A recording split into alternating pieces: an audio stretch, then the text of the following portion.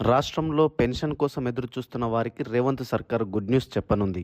త్వరలోనే రాష్ట్రంలో 2 లక్షల కొత్త పెన్షన్లను అందించనున్నట్లు బడ్జెట్ ప్రసంగంలో డిప్యూటీ సీఎం భట్టి వెల్లడించారు. ఈ కొత్త పెన్షన్ల కోసం ఇప్పటికే బడ్జెట్లో నిధులు కేటాయించినట్లు తెలిపారు. అసెంబ్లీలో కూడా ప్రభుత్వం స్పష్టమిచ్చింది. పెన్షన్లు తొలగిస్తారనే అపోహలను ఖండిస్తూ కేవలం అనర్హులను, మరణించిన వారి పేర్లను మాత్రమే తొలగించనున్నట్లు వివరించింది. రాష్ట్రంలో ప్రస్తుతం 42,23,000 మంది వివిధ కేటగిరీల్లో చేయూత పెన్షన్లు పొందుతున్నారు. వృద్ధులు, వితంతువులు, ఒంటరి మహిళలు, గీతా చేనేత కార్మికులు, హెచ్ఐవి బాధితులకు నెలకు 2,016 రూపాయలు అందుతోంది. దివ్యాంగులకు మాత్రం 4,016 పింఛన్ ఇస్తున్నారు. కొత్త పింఛన్ల కోసం భారీగా దరఖాస్తులు వచ్చాయి. ఇప్పటి వరకు సుమారు 12 లక్షల అప్లికేషన్లు పెండింగ్ లో ఉన్నాయి. వీటిలో వృద్ధాప్య పింఛన్ కోసం మాత్రమే 4 లక్షల మంది దరఖాస్తు చేశారు. వితంతు, ఒంటరి మహిళలు 3.5 లక్షల మంది, గీతా చేనేత కార్మికులు 3 లక్షల మంది, దివ్యాంగుల విభాగంలో 72,000 దరఖాస్తులు ఉన్నాయి. ఈ దరఖాస్తుల్లోంచి అత్యంత అర్హులైన 2 లక్షల మందిని ఎంపిక చేయడం ప్రభుత్వానికి పెద్ద సవాల్గా మారింది. జిల్లా స్థాయిలో వివరాలు సేకరిస్తూ